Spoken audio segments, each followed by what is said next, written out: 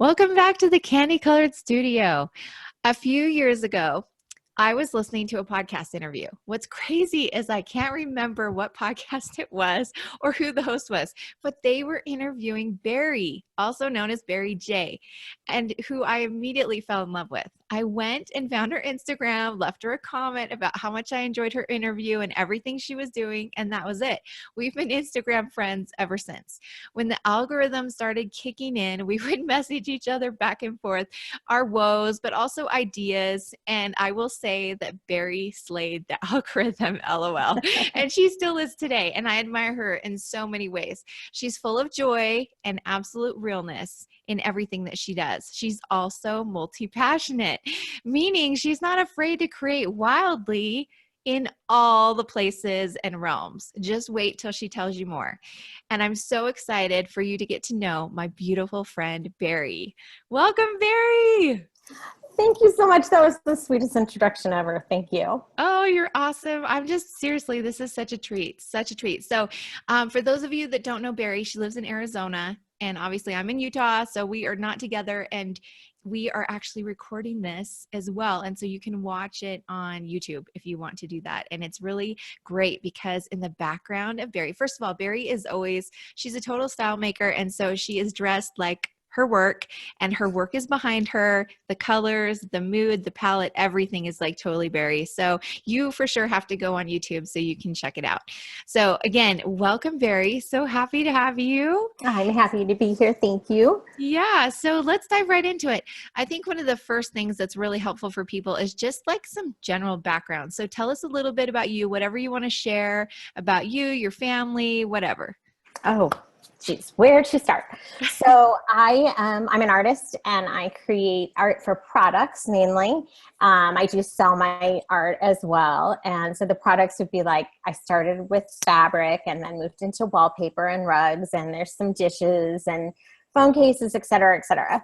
And the way I started was kind of offbeat because I had been making handbags, sewing them in my house when Etsy started, and I realized that the market was flooded with these fabric handbags, and nobody could tell the quality when you're online, and Etsy was just like, it was full of it. And I had like gone all this trouble and made my very own Yahoo website.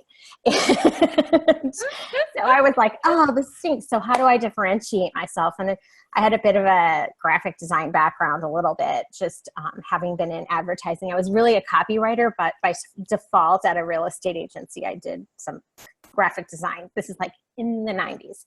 And so I thought, well, I know Photoshop. I can maybe do like reproduction fabrics. And that was, by then it was like 2008. And so I started drawing into Photoshop, and oh my gosh, all of my messages are going to come up on the screen. That's okay. We can't see it. So, oh, okay. Yeah, you're good. Like, you're good. Yeah. So anyways,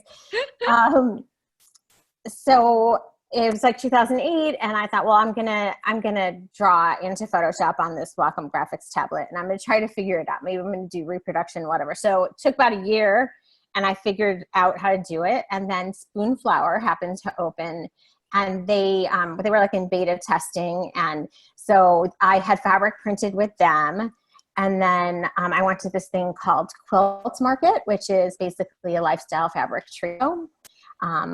And I had the fabric printed, and I made it into a bunch of stuff. And so I didn't have appointments because I wasn't smart enough to do that. But I didn't know like who all the players were and all of that kind of stuff. So this thing happens beforehand, Schoolhouse. And what it is basically all the fabric and sewing machine companies and thread and, you know, like all the different notions, because it's like home sewing industry. So they do these classes beforehand to like get you to come to their booths during the show. And so I saw this very busy Schoolhouse, and I thought, well, I'm going to go in there and see what that is. And it was almost at the end of it, and there was like over 100 people in there easily. And turned out it was So You Want to Be a Fabric Designer. That was the name of the class. And I was like, I have a bag of fabric design that I'm like trailing around behind me. And so after the thing was over, I went up to the woman and I just asked, like, can I meet with you? I have a collection I want to show you. And I realized like what I had to do was ask for the art director at the booths during the show. And then I would be able to meet with maybe an art director and maybe not, maybe have to come back later. That was the whole, whole thing. So I wasn't part of the trade show. I was walking the trade show. And so I talked to probably about 5 different manufacturers when I was there. And then I ended up getting a license by the time I was like going home. That I was told I was going to get a contract. So that was really exciting. And then that everything just moved forward from there. And then really I started painting years later because I had been painting into the computer. Yeah. And when I started painting, I was like, oh, like this is like actually what I've been doing all along. Now I just have to learn to be like what the technical skills are to like mix the paints and what brushes to use and what materials and all of that. It was like I had been doing it all along and that was what I was supposed to have been doing. Yeah. So that's how I got into it and things just popped from there. That's amazing. My story. I'm sticking to it. Oh, no, I love it. It's funny because, years ago you shared something similar, but I don't know, maybe you talked about spoon flower back then, but I didn't even realize that was kind of like the starting point for you. I also didn't realize I don't know, I knew that you just showed up at the quilt market and you were so brave. And I love that about you because you have so much gumption. And I think that there's so many of us that a lot of times when we don't see the clear path, it's so easy to just be like, I don't know what to do. I'll wait till somebody tells me what to do.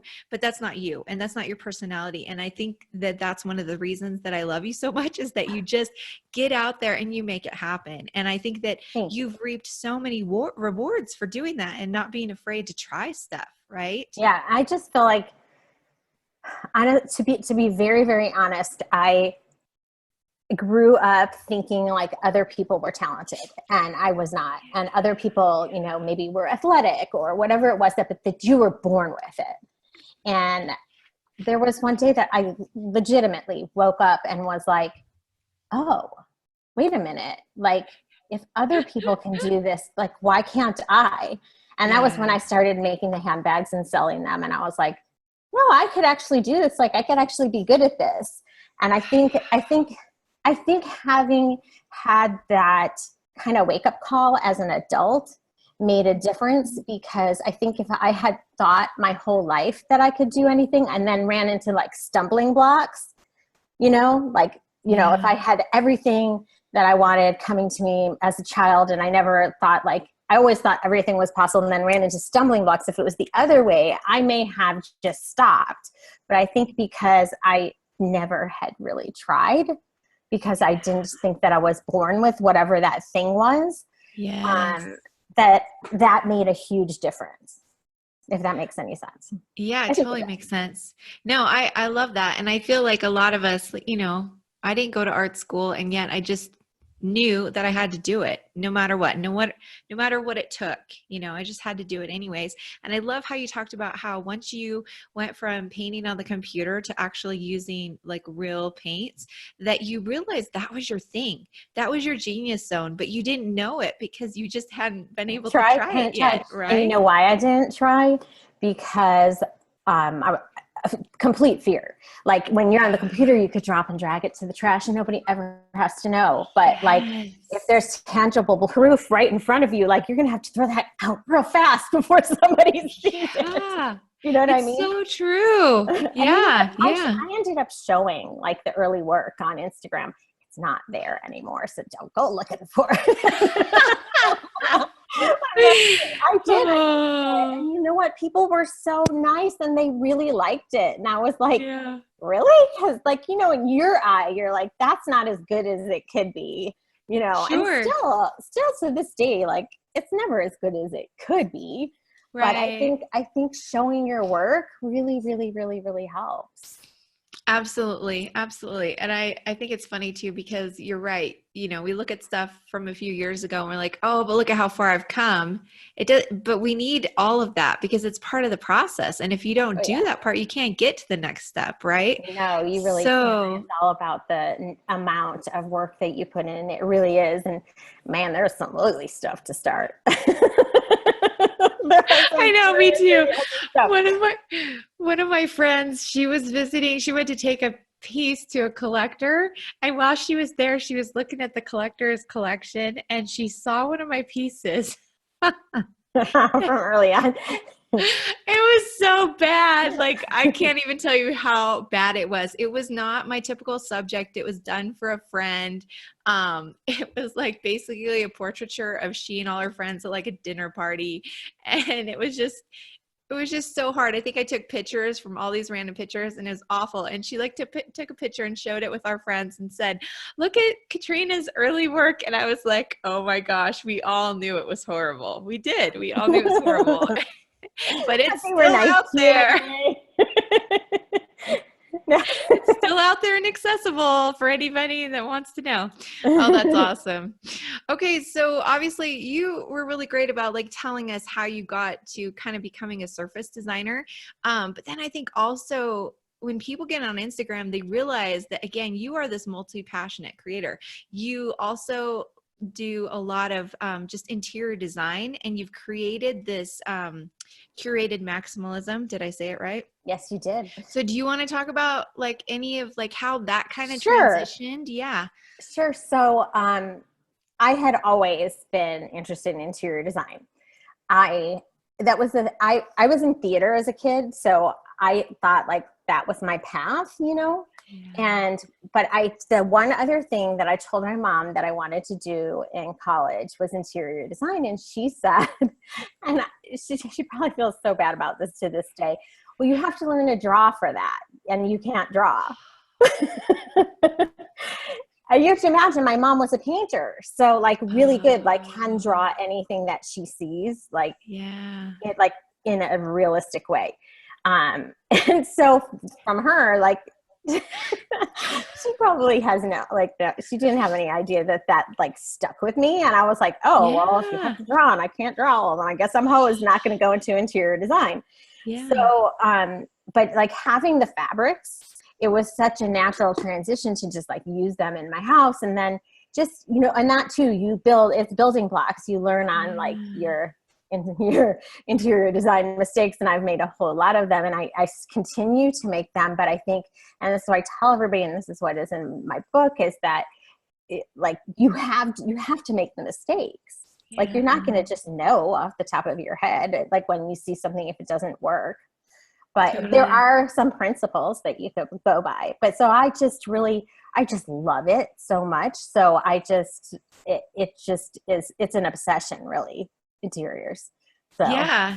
Well, this is like a perfect segue into one of the reasons why we're here, you guys. I've been wanting to have Bari on the podcast basically since I decided I wanted to do a podcast, because I just feel like number one, Bari, you just have so much knowledge in so many different areas. And again, like we talked about, you're not afraid to try things.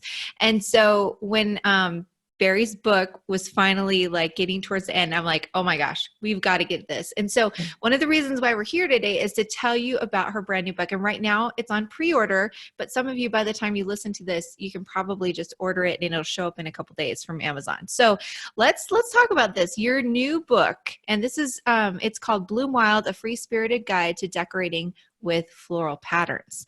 Okay, so again, it's going to be coming to doorsteps across the world in days. Okay, and so for me personally, I am so excited to get my hand on a copy, and I just want to like tell us whatever you want to share about the book. Maybe 3 favorite things that you're excited or in the book, or anything about just the process, what it was like, because I know you've been planning this for a long time. Years. Yeah. Yes. I mean, I think it was 3 years ago that I said I wanted to do a decor book. Yeah. And then, you know, it took a year before I put in the proposal, and then another year before everything, you know, it's just really a long time. Yeah. So, so the book is exactly what it says, a free-spirited guide to decorating with floral patterns. And the thing that I'm so excited about is I think that people are really fearful of one color and second pattern. and they don't know how to put it together, or they're afraid if they put it together, it's going to look wonky or whatever it is. And I wanted to give people an easy steps to be able to mix and match patterns. And it really is so much easier than you think it is. And so that's what the first couple of chapters will go into like my kind of little formula of how I do it. And it shows you a lot of flat lays of fabrics that go together and why they go together, and, you know, that kind of thing. And, you know, a lot of times people will buy from one collection so that they know for sure that it goes together, but this like opens up another world for you so that you can do it on your own. And then the other thing is I do encourage people to sew in the book. And I just like it's kind of my mission that like you can have custom decor if you will sew. And even if you want to have something covered by an upholsterer, like I recently did these 2 chairs in my house, or I bought 2 chairs for $90. They were vintage, like Kagan style chairs, and I recovered them in custom fabric. It's less expensive and you can have something that no one else has. You don't have to go to Pottery Barn, you know? Totally. And so sewing and slip covering and reupholstering just opens up a whole new world. So those are 2 things that like I would just want people to learn and to know.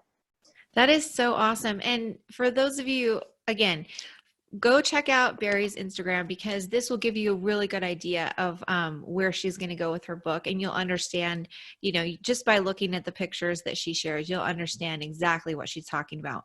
And the vintage chairs popped up on her Instagram over the past few days, and I was dying. And I think you're absolutely right, because I mean, obviously you found those chairs, you knew they had really good bones, right? And so really, what do you need to do to make them custom and fit exactly the way you want? You just have to use some fabric that you choose. And obviously, you know, you obviously have so many choices because you have your own fabrics, which is so awesome. But I love that in this book that you, number one, you have a formula, that you break it down to simple, easy steps and just make it really easy for people to feel comfortable to go out and try themselves. Right? That's the thing I'm excited about. And every single chapter has a project of some kind. It's not sewing projects. Yeah. Like I teach you how to paint a flower, how to draw a chalk flower, so that you can use your imagination in your own home as well. Oh, that's so great. And yeah, if you want to see examples of this too, Bari over the years has made some beautiful murals on her daughter's wall and other places. Like she painted the walls in her bathroom one year. And another thing which was amazing. That was the start of that was the end, the beginning of the end for the walls in our house. So she calls her husband her super husband. Is that right? I call him super husband. Super husband. And he's like super supportive, you guys. He's really amazing. But every once in a while he comes home and she's totally changed a room or a wall or something. He just, you know, he goes with it. But I love hearing the stories. He's so funny. So I bought this vintage cheetah, like it's like this big. And it's like a Hollywood Regency cheetah made out of plaster. And he was out of town. I was so hoping he'd be out of town when it arrived. I was like, yes, I don't have to unbox this with him here. And I put it on the counter next to my chinoiserie mural, like under it. So it looks like he's in the jungle. And he did not notice for a full 24 hours. He comes out of the kitchen and into the dining room. What was that? We should have had a camera right there. Oh God, I wish I had, because I was in the bedroom, like, you know, rooms away, but I heard him and I was like, you just noticed the cheetah.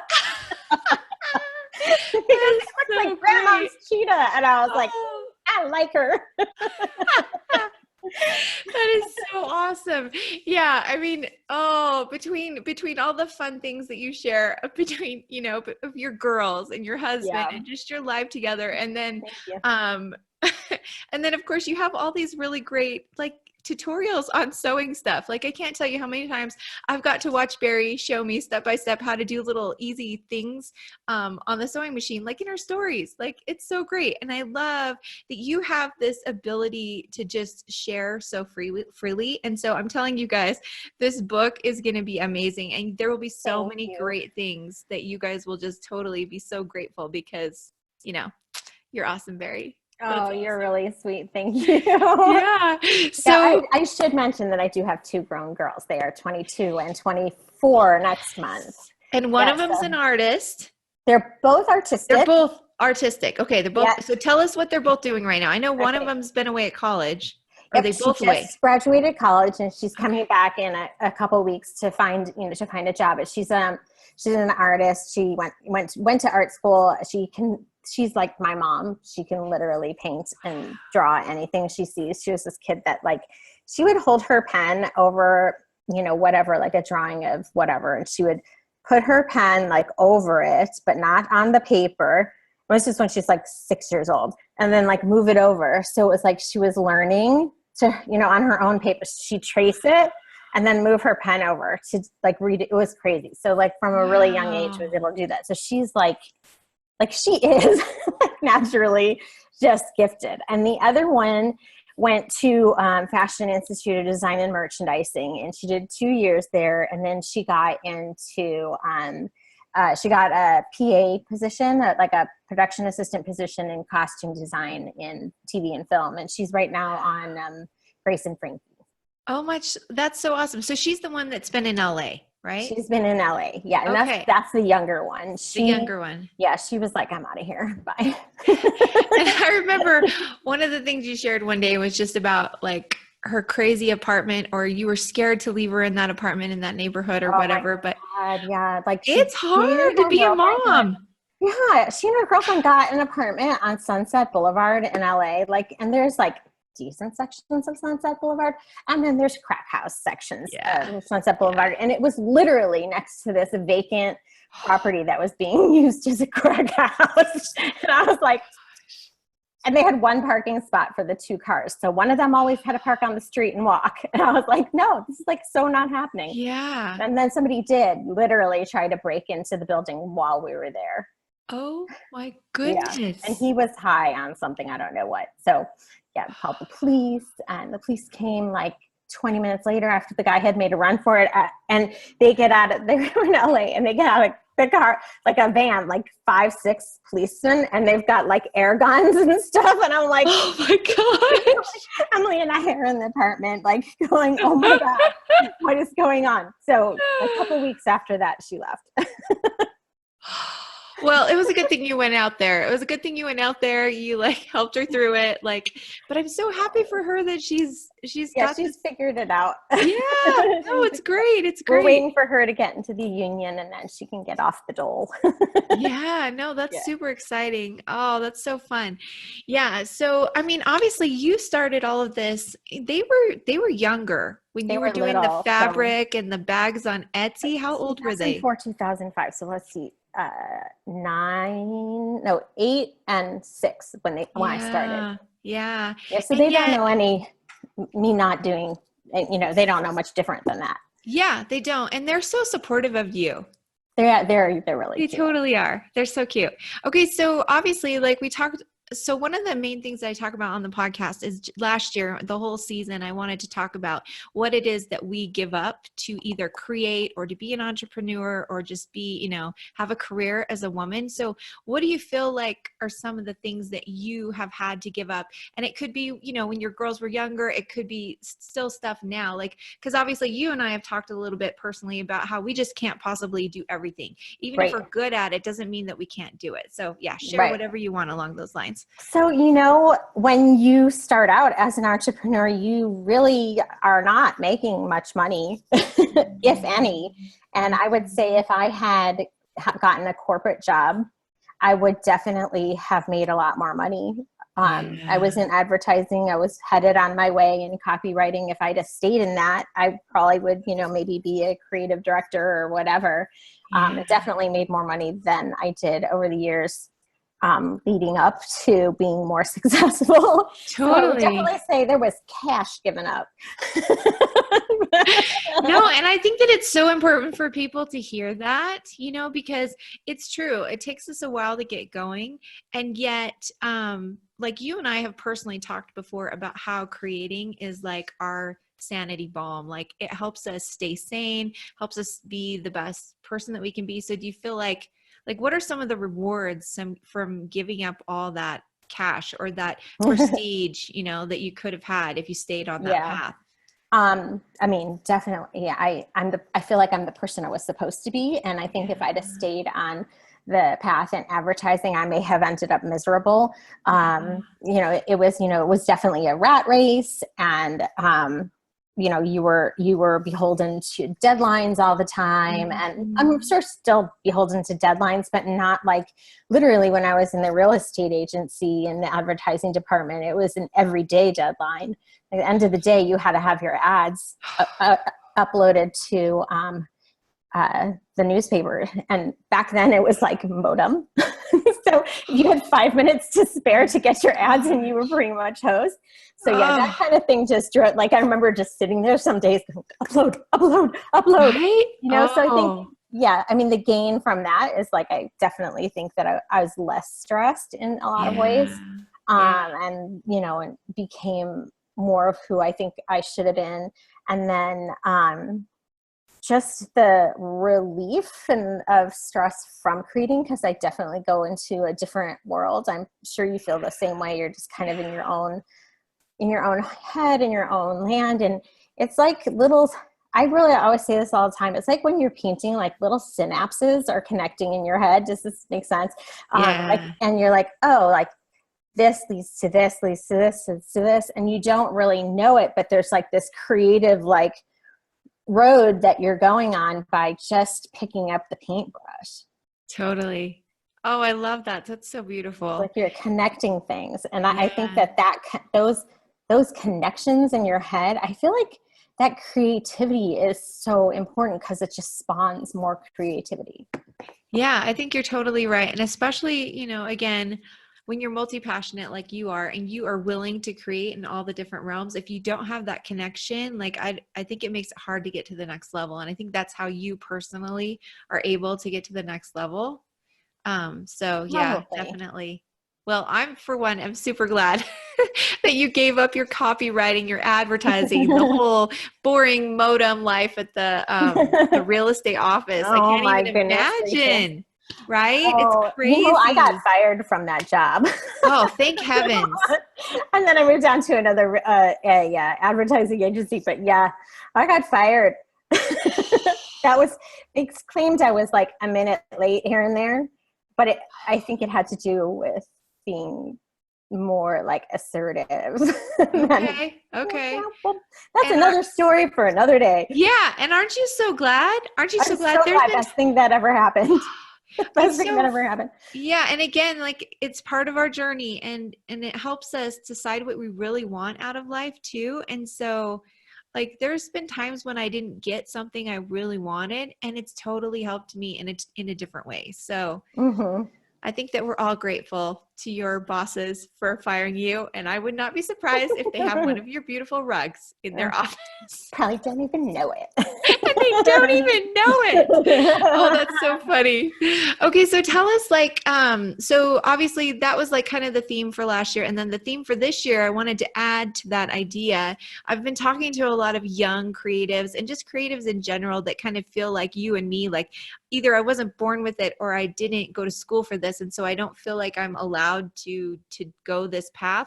So the idea would be like, what advice would you give to creatives specifically finishing high school? Or maybe they want to change their major or they want to change directions in their career. Like, what kind of advice would you give them? Would you suggest that they go into debt and go ahead and do the work and go to school if they know what they want to do? Or would you suggest that they go and be almost like an intern for an artist or a designer, take workshops, like take online classes, like Bari has online classes on Skillshare? Like, what are your thoughts about all of those things?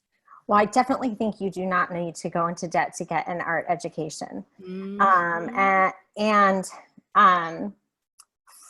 For me in particular, I think an art education would have like cut me off at the knees because there would have been rules.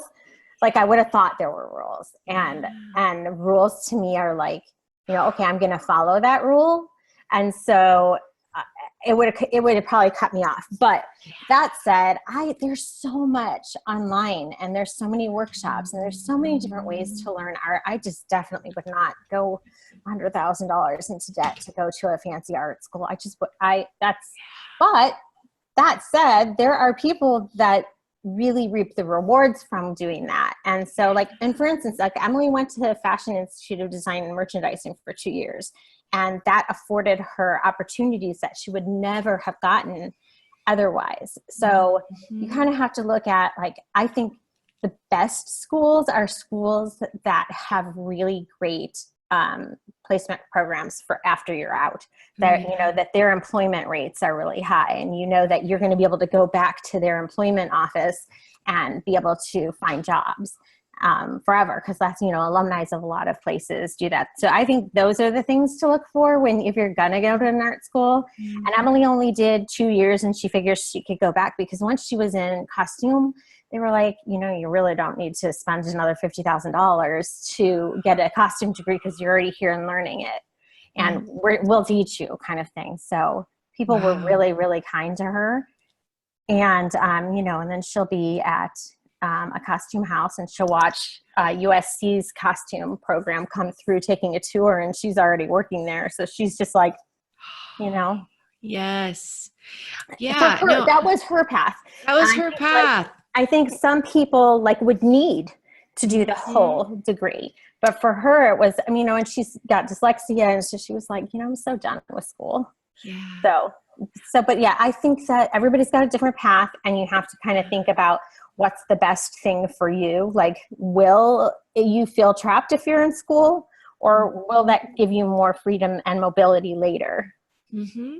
I think that's so beautiful. And I really, like, if I'd done it differently with my first daughter, I think she could have used a gap year, you know, a year to kind of like figure things out and maybe travel a little bit, and then, you know, figure out where she's going. Like, she could totally have used that. And I think that the traditional routes are not necessarily what they were. And like, having a technical skill is super, super important today. Whereas it wasn't, you know, like we were all told, go to college, get a liberal arts degree. It's worth a lot. And it is, but then again, it's also not. Like, you need a skill.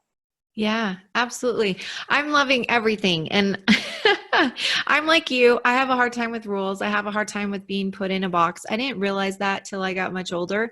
But I think that it's very important to know yourself. And sometimes if you don't know yourself, you have to do a few things. Like you suggested, you could do a gap year, and you could go and learn more about yourself and see the world and try things and just give it a whirl. And I think that that's so good. But I love that you also talked about like the difference between a traditional route and then getting skills, because even if you don't know where you're supposed to go yet, you can never go wrong with getting skills, right? And sometimes I feel like for me, you know, I went to school and I spent lots of money. I had lots of majors. Yes, I learned lots of fun things, but I think it would have been okay to have just been getting skills. Do you know what I'm saying? Yeah, I started as a theater student, and I was in that theater school for 3 years, and then just like, I completely panicked. Yeah.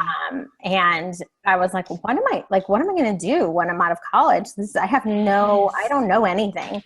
Yes. I'm not going to be able to get a job. And so I transferred from Illinois State University to DePaul University. I was living back at home, and I was in Chicago, in the city. And but my parents lived in the burbs, and I was, you know, I was a commuter student. And then I moved into the city, and I finally finished my degree in like 3 years later in social sciences and women, with an emphasis in psychology and women's studies. So like, does that make any sense at all? Like, if I'd had a technical skill, that would have been so much better. If I'd have like known something like graphic design or anything. Yes. You know? Totally. But I was like, you know, I have a lot of knowledge about feminism, women's rights, psychology, like ton of knowledge about that. Now what?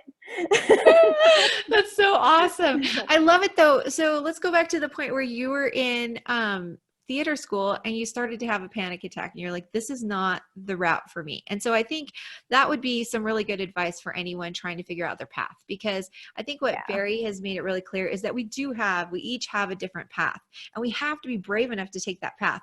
And in your moment, you had that anxiety, you needed to change, right? And so like, you did something about it, right? It wasn't as easy as all that though, because I had come home for the summer and I was definitely like in the throes of an eating disorder in the early 90s, where like that was like a thing too. Like everybody had a darn eating disorder. And I was going to therapy and I was going to support groups.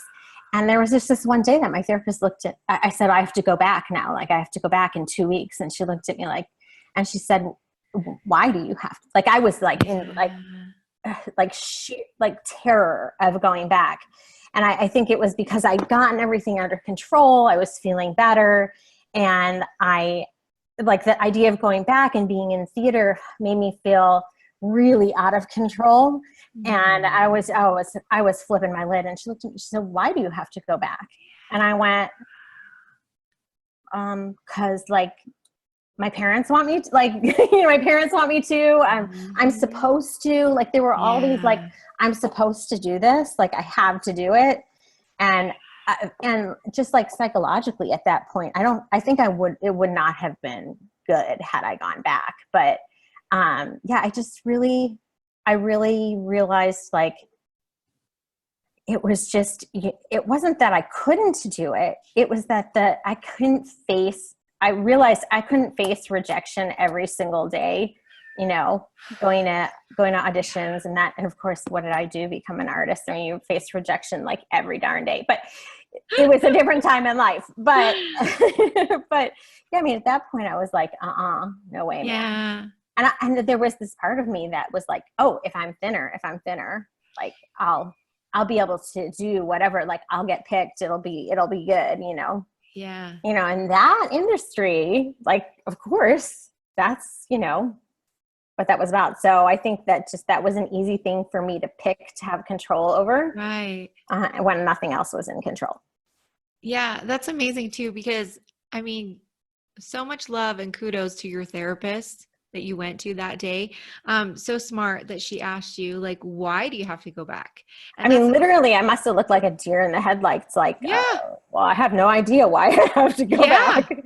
And yet, how many times do we need a good friend or family member or a therapist to just ask the hard questions of us and say, really, tell me why? Why do you have to do this? Why do you feel so responsible to finish this thing that is literally killing you? Right? Yeah, and it literally was. Literally. I mean, with an eating disorder and panic and anxiety, you could not go down that road for very much longer. And no, it was going to be a really bad wall. Right. If I kept going. So it changed the course of my life. That one question, why do you have to go back?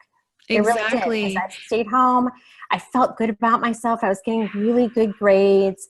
I met my husband in that time. I mean, so many things would not have happened in my life had I gone back to theater school. And I might be in like New York right now, just like struggling, trying to find my bliss in theater, That's why I always say, like, don't follow your bliss, follow your curiosity, because there was this blissful place of being in a show.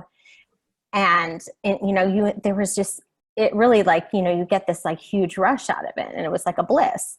And if I'd have kept going down that road, I'd never have found what I was supposed to be doing. So I just think it's really interesting. And I think, and also follow, like, you have to listen to your heart. 'Cause I knew in my heart that I wasn't going to be okay if I went back.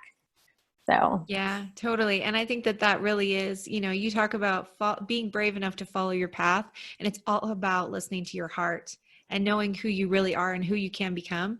And sometimes we can't see it yet, but we just have to trust that our heart knows us better than our brain is saying, no, you can't do it. Yeah. Or people around you are saying you can't do it. I'm going to quote you really quick. You said that you like to tell people, don't follow your bliss, but follow your curiosity. And I think that, number one, you live this to a T. But going back to that very time in your career, I kind of feel like too, if you hadn't gone into psychology and also women's studies, like, think about how, like, we deal with rejection every day as artists. You're absolutely right. But if you hadn't have gone there and like learned about basically mindset stuff, right? Because you would have learned about that. What was really interesting is that here I was like, and it was with this eating disorder and going to therapy, and what was an eating disorder that is a very feminine kind of problem, a woman's problem in general. There are men too, but in general, women. Yes. And without even thinking about it, really, I was taking the classes for women's studies and psychology, and not really even realizing that that was some sort of like healing process. Yeah. Yes. That's so awesome. Yeah. I like totally got the chills even before you said that. Cause I'm like, it's totally like, actually thing. That's like an epiphany in my head just now. Like, oh, that's why I was taking those courses. That's like, why you needed to do that. And I think it's so beautiful too, because you were able to heal yourself. And then when you were whole, you met your husband and you have these 2 beautiful daughters. And now you can be there for them when they have the same, you know, because they're going to have problems or their friends are going to have problems. And you're like, I've been there. And let me tell you what I did to get through it. And then you got to study about awesome women who faced a lot of the same stuff as us. And that probably helps carry you through your career. Yeah. I love that's how I ended up with this social sciences degree, was because I had this mishmash of credits. My advisor was like, well, this adds up to, let me see, social sciences, let's get you out of here. Thank heavens, right? You're like, my husband, were we engaged like right after I graduated, something like that. And he was like, when is this girl going to graduate college? She's taking all the courses. There was one point where I took business courses, like statistics and stuff. And like I was like, I'm going to be a business person now. Like, what? Like, and I sort of kind of needed that stuff later, but like, I'd much rather have somebody else manage all that. But yeah. And then at some point you're like, I have to get out and give my goodness to the world. I just can't stay in school the rest of my life, right? We needed you to leave at some point. Spot. Right? Oh, that's so funny. Especially when I look at my kids and what they're doing, I'm like, you know what? We just all have a different path, and we all have to just follow our paths, and we'll get there eventually. Yes. Yeah. And I agree. Like going back to what you said earlier, like, again, if you feel strongly that you need to go to that program because it has really good placements in where you want to be and your heart is telling you to do it, then you take out the loan and you go for it. Yeah. And that was Emily. She needed to be in that place. And she said from her junior year in high school, sophomore year, after her sophomore year, we visited FITM. She was like, I'm going to go to FITM. That was all that she wanted to do. So she knew where she was supposed to go. And then Anna wasn't sure. And so she went to the state school, and she's doing what she's doing, and she's going to, find her path too. So it's really interesting watching them too. Yeah, it is. Tiny bits of post-traumatic stress from your own, like when you see them going through the things you went through and you're like, oh Lord. Oh Lord. It's true. It's true. I know. And sometimes you're like, do I share? Do I just keep my mouth shut? I don't know which one I'm supposed to do. I know. Oh, well, you are an amazing mother, and I can totally tell just so you know, I think you're the bee's knees when it comes to that stuff. Okay. So let's talk a little bit more about your licensing. Like, you've licensed with so many awesome brands and done so many really cool products. Like, what do you wish that you would have known about product design when you were just starting? Like, if there were 1 or 2 things that you would tell people, go check this out, or I wish I would have done this. Gosh, no, I feel like every mistake was like worthy because I learned something. I really do. Right. But, I think that I needed to know that I was going to be seriously rejected for a very long time, and that I wasn't going to make it all right away. And then the other thing is that when I started painting, it solidified what my style was. Like, I was always doing the florals, and I was always doing it, but for whatever reason, once I started with actual paint, it really, you could read what my style was right away. Whereas before I hadn't. So I wish I'd have known what my style was, but how was I to get there without getting there? You how to do it anyway. Yeah. So I think that you just, again, it's follow your path. It's like, and don't worry about the no's. There's going to be lots of no's. And, and people say this all the time, like, the more no's you get, the closer you are to a yes. That's the saying. And it's true. Mm-hmm. It's true. And, also do what makes you joyful. Yes. Because that reads in your work. Mm-hmm. I think personal projects are super, super important. I think we're taught in art licensing to, paint for holidays and paint characters and do all this stuff. But like, you won't catch me doing like purposefully painting for holidays. Like, no, I just like, it's not what's going to bring me joy. It's not, and then it's not going to read through in the art, and you're not going to get good stuff out of me. So, so painting like that would just stop me in my tracks. But, I think that, yeah, just go your own way. I love it. I love it. Go your own path, be you. I love the personal projects because I do think that it is helpful, because it is like cross training, right? It's really helpful for us to try different things, but we have to be really honest about who we are while we are cross training, right? Like you said, Yeah. I'm not going to do holiday stuff because it doesn't bring me joy, and nobody's going to feel that when they get my stuff because I wasn't enjoying it. So Right. Yeah. it's really And hard it feels that forced to me, like, and characters too. Like, no, I'm not going to be doing Mhm. characters. That's just, Totally. it feels like I'm in some sort of like struggle land. No, thank you. Yeah, But, for sure. but no, I mean, I think that you just really have to do the things that make you joy. And one of the things that I did do as a personal project was a floral alphabet. And this was like Yes. 5 or more years ago, 6 years ago. And that thing is just selling, selling, selling. And now I'm doing another lowercase alphabet because somebody requested it for products. And so I'm like, yeah, like if you'd go off on this personal project, there's probably going to be a lot of joy that comes out of that. And that's going to read through. And so, yeah, now I'm doing the Fierce Female Animal Collection. And, and I'm thinking like, that it's my personal collection, and it's what I like, what is bringing me joy right now. But I think that, that I think it'll probably sell well in the end because of that, Totally. personal projects are the best. They really are. And you're right. Your alphabet project really has been great. And it's been around for a while and it's still taking off, which is so exciting. So, which is so weird to me. Yeah, because you just never know where it's going to go. But when it's something that good and it's coming from deep in your soul, again, you may not have an idea the direction it's going to take, but it's going to go. You know, and you just I can't started foresee it because I was like, I'm not like good, because I really wanted, words on things. Yeah. And I was like, I'm not really good at typography, but I could do floral letters. And now the next collection is similar but different. So cool. That's super exciting. I love too how you talked about how every mistake that you made was absolutely valuable. And I feel the same way. Like a lot of times I'm like, I really wouldn't trade my journey just because I learned so much along the way. And so I love that. And I love your whole, just be ready for rejection. Be ready that not everyone's going to love everything you do. And that just because you put something in one place and it's not a perfect fit doesn't mean it's not a perfect fit somewhere else. You just have to be patient. It's just not the right time. Exactly. And a lot of times you'll like a creative director won't even answer you for a year. And then you send in another proposal to the same person and they happen to need that thing that you're giving them right at that time. And before they didn't, or before they maybe didn't even open it. Totally. And they are looking for what you're doing.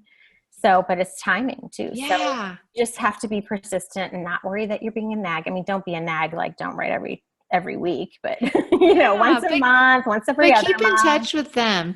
Yeah. And I think they appreciate it for the most part. Yeah. I think. Yeah. I mean, I'm not a creative director, but I'm guessing that they appreciate at least getting updates. And even too, do you think that it's appropriate from time to time to say, this is what I'm working on right now, but if you have anything on that you're looking for, if it feels like a good fit for me, I'd love to go down that road. Is it appropriate to say stuff like that? Yeah, I think it's like, is there something, like, because a lot of times they have style boards and mood boards that they'll send you for things that they're looking for, what direction they're going. Sure. And maybe there's something in your arsenal that's like that, or maybe it's something you want to work on, or so, I would ask them, do you have mood boards for the season or whatever it is? Totally. Oh, that's awesome. So you and I talked for just a minute, but I have a good friend, and this is probably something that a lot of people are going through or have been through, but she was explaining to me that she's feeling stuck. So in general, like what advice would you give to anyone, or what experiences have you had and how did you get through that stuck feeling? Well, first, and I already told you about the eating disorder. So now, why don't we just go into depression? I do get depressed from time to time, and what I have, and that makes me stuck, very, very stuck. And I know when it's coming now, and I have to, I have to do things to stave it off, like exercise and that kind of thing. So my whole thing is an object in motion stays in motion. And I think like if I stop when I'm feeling that way, I stop when I'm feeling stuck, then I'm just going to be more stuck. And so pick up a paintbrush, go for a walk, go for a run, do whatever you can to stay moving and not like end up on the couch. Well, for me, that's like depression. I'm like on the couch, but, or sometimes we just distract ourselves with other things that, aren't going to matter. Like, so try to pick something that's going to matter. Just, like start a personal project is a good place to go. Like if nothing else is inspiring you, like just start doodling. I mean, anything to stay in motion. Totally. No, I love that so much. That's such good advice. And so I'm just going to repeat what you said. An object that An object in motion stays in motion. So once you start moving, you're just going to keep moving. And so same thing, if you allow yourself to stay stuck, you really can't move, right? Until you get moving again. Right. And I do understand that part where you're like, I can't move. Like I cannot move. Like there's nothing I can do about it. But if you can muster any energy to get yourself moving again. I love that. And I also think that it's so wise how you said basically pick things that matter, because a lot of times I think that we realize that we need to keep moving. And so we have all our to-do list and we keep doing the to-do list, but maybe the thing that really needs to happen or the thing that brings us the most joy, we're scared to do. So instead of doing that one thing, we're doing all the other things. Do you know what I'm saying? And I feel like you and I talked about this a little bit, how sometimes things in our career, we do it because we're good at it, but it doesn't mean that that's going to be the thing that brings us joy, or that's going to be the thing that keeps us from being unstuck. Right. So I love how you talked about class too. I'm taking a portraiture class in April. I'm scared to death because I mean, I know it's in me. I know I can draw people because I could draw animals. I could draw animal spaces. I'm like, why can't I like get over that hump of going with people? And I've done a few and they're okay, but so I'm taking this class and there's a fly and I'm really, really, really scared, but I think it's going to unstick me. Yeah. Like in that part, like there's this hump that I know I need to just get over it and just do it. And maybe I'm going to like cry in that class, but yeah. So let me ask you a question. So is your teacher going to let you do your style? Do you see what I'm saying? I don't know. and maybe you need to do a different style to get to your style. But like for me, I kind of feel the same thing. Like I haven't done as much portraiture for the same reason. It's really easy for me to do animals and like people just seem like a harder subject, but I've got a couple things that I've got to get done and they are going to have portraiture in it. And I'm like, I just need to do it, but expect that I need to allow my style to come through and not expect the traditional way of doing portraiture or other ways that I've seen people do it. Instead of thinking about that, I need to just be like, okay, just paint it your way and stop stressing about it. Do you know what I mean? Yeah. And I think that's one of those things like that you feel like there must be rules for. Yes. Yeah, totally. And it goes back to the rules. Darn it, there's rules. I have to follow them. Apparently you have to paint layers and all this stuff. I know, right? And you and I are not necessarily big on layers. Like we kind of do it all in one step. So yeah, so I think going back to my friend too, like I would say to my friend and anyone else who feels stuck in whatever reason, whether it's portraiture like Bari and I would say ask yourself that hard question. Like why are you stuck? Like, what is it that's keeping you here? And usually fear, right? It comes back to fear. And what is it that we're afraid of? What's the worst thing that's going to happen? Yes. What's the very worst thing that could happen? Is someone going to say no? That's okay. It's just one more no that we can tack up on the wall to get to the yes, right? Right. Exactly. Oh, that's good stuff. That's awesome. Okay. So let's talk more about you and what's up on your docket. Like, obviously, do you have another book in the works? Like what other personal projects? I mean, you talked a little bit about the fierce female animals, but are there other series and new projects that we need to know that are on the horizon? Well, my next fabric line is coming out in April. It's called 365 Fifth Avenue, which was the address of the old B. Altman store in New York. And so that's why I did that, because it's kind of like a 50s, 60s groove, and obviously lots of florals, but more graphic prints as well. So I'm really excited about that line. And then I'm working on my next line. It's due in about a month. And so there probably are going to be animals in it, wink, wink. And so that's coming along. And I really have a bug up my butt to do a furniture line of some sort of upholstered furniture line. Now, how that happens, I have no idea. Yeah. But I feel like it has to happen. Yeah. So, yeah. Yeah. So, and let's see, and then there'll be more bedding coming out. There's hooked pillows coming out.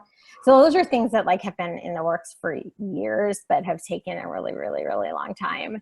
Like the rugs, I think it was 2 years from start to finish before those came out. And now there's like, there'll be more coming, but that's really awesome. Oh, I'm so excited. I'm so excited because I love your rug so much. I love everything that you do, but it's amazing to think that it takes 2 years for that stuff to come out. And also, like, I've been watching your style and furniture over the years, and I've always been so impressed with just your choices, right? And so it does feel like you need to create your own furniture line.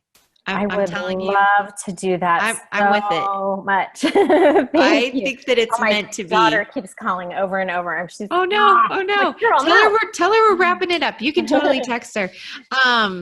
Okay. So many good things. So again, let's talk about specific dates. So right now we are in pre-sale for the book, The Wild Bloom Book, but tell them the exact date that it's going to come out or when they'll start arriving. You will probably receive it. It releases officially March 17th. Okay. So people are going to start receiving them right after that. So, and then let's see, I'm doing some signings in Arizona, one at Modernique, and then I'm going to High Point Market. I'll be signing in the Loloy Rugs showroom. Then I'm going to Dallas in May for 2 days for fleece style. And I'll be teaching watercolor at those signings. And you have to sign up for those.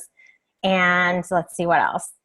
I'm supposed to go to Portland in June. And then just, like little book things all in a row. And I'm going to actually create a page on my website so it's all in the same place. Good so people idea. know. Yeah, that's great. So basically, make sure you go to Bari J's website, and it's Bari J Designs with an S at the end.com. Thank you. Design.com. And then also, or designs with an S. And then I'm on Bari's email list. So you can get on Bari's email list. And of course you can follow her on Instagram, but definitely look out for her page that she's going to put all the things for the book.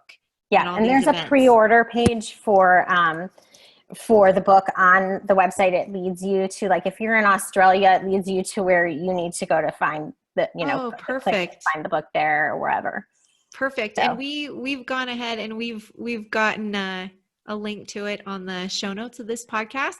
So you'll be able to do your, whether it's a pre-order or order, it'll be easy to get there too. So I'm excited for you. I'm excited for us, Bari. This is like really awesome stuff. Thank you for having me on. You're so sweet. Well, thank you so much for being here, for sharing your heart and for sharing all these experiences, because I think that a lot of us just need to hear that we're not the only ones struggling with these things. And even if it's not exactly the same, to know that amazing Bari J has had major ups and downs, just like I have, is really going to be so helpful for all of us. So you're awesome. Well, thank you. You're awesome too.